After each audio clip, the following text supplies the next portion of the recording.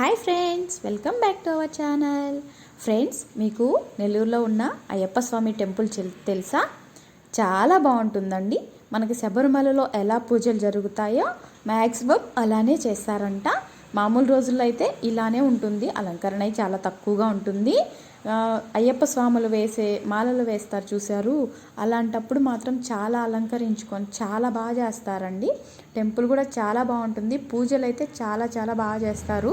కాకపోతే నేను కొంచెం లేట్గా వచ్చాను కాబట్టి పూజలన్నీ మీకు చూపించలేకపోతున్నానండి. చూడండి ఎంట్రన్స్లో ఎలా ఉంటుందో. ధ్వజస్తంభం అంటే మనకి లోపల ఎంట్రీ ఉండదు వీడియోకి, సో అందుకని నేను బయట నుంచి చూపిస్తున్నాను అనమాట. లోపల గర్భగుడిలోకి కెమెరాస్ ఎంట్రీ ఉండదు. ఇది బయట అండి. బయట నుంచి రాగానే మనకి బంగారు మెట్లు ఉంటాయి కదా, అలాగే ఇక్కడ కూడా బంగారు మెట్లు ఉంటుంది. అక్కడ ఏంటంటే ఇరుముడులు కట్టుకున్న వాళ్ళు మాత్రమే ఆ మెట్ల నుంచి పైకి వెళ్తారనమాట టెంపుల్ దేవుడిని దర్శనానికి. మామూలు వాళ్ళందరూ చుట్టుపక్కల నుంచి అటు సైడ్ మెట్లు ఉంటాయి, అక్కడి నుంచి వెళ్ళాల్సిందే. చూడండి మెట్లు ఎంత బాగా డెకరేట్ చేసుకుంటారో, అసలు ఎంత బాగా అలంకరించుకుంటారో తెలుసా. అలంకరణ అంతా అలానే ఉంటుంది. 18 మెట్లు అంటారు కదా, బంగారు 18 మెట్లు అనేసి అలా ఉంటుంది. ఇటు అటు అమ్మవార్లు ఉంటారండి.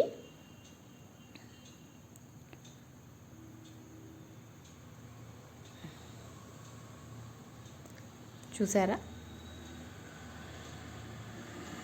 మేము వెళ్ళేసరికి అందరూ ఇరుముడులు కూడా కట్టేసుకొని బయలుదేరుతూ ఉన్నారు. చాలా లేట్ అయిపోయింది మేము వచ్చేయడానికి. అప్పటిగానైతే ఇంకా చాలా బాగా ఉండేది టెంపుల్. అంటే ఫుల్ స్వాములు, ఎంత బాగుంటుందో కదా. ఓకే, మనం పైకి వెళ్దాం రండి. జనం పర్లా కొంచెం క్రౌడ్ తగ్గినట్టుంది. మామూలుగా అయితే ఇక్కడ మెట్లు ఎక్కేదానికి కూడా చాలా కష్టంగా ఉండేది, అంత క్రౌడ్ ఉంటుందండి.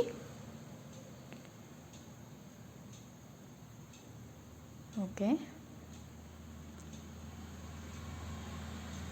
ఇక్కడ ఎంట్రన్స్ ఇలా ఉంటుంది.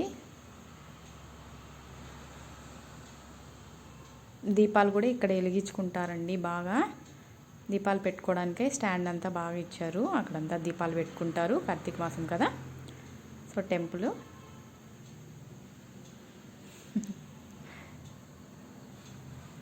వీళ్ళందరికీ హాయ్ చెప్పండి ఫ్రెండ్స్.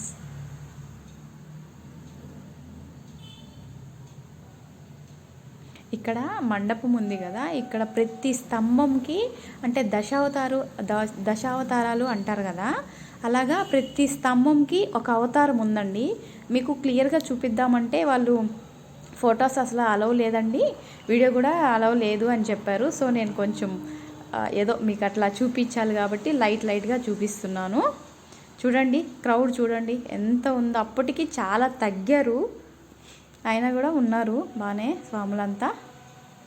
చూడండి, నేను మోస్ట్లీ మీకు పూజలు చూపించలేకపోతున్నాను. లాస్ట్ మేము వచ్చిన టయానికి ఏంటంటే స్వామివారిని ఊరేగిస్తున్నారనమాట. కేరళ బ్యాండ్ అంటారు కదా, అందుతోని ఆ సౌండ్కి ఎవరైనా నృత్యం చేయాల్సిందే కదండి. అంత బాగుంటుంది, ఆ సౌండ్ వింటేనే కాలు కదులుతూ ఉంటుంది. మీకు చూపిస్తాను చూడండి వేరే వాళ్ళు ఎట్లా ఉన్నారో.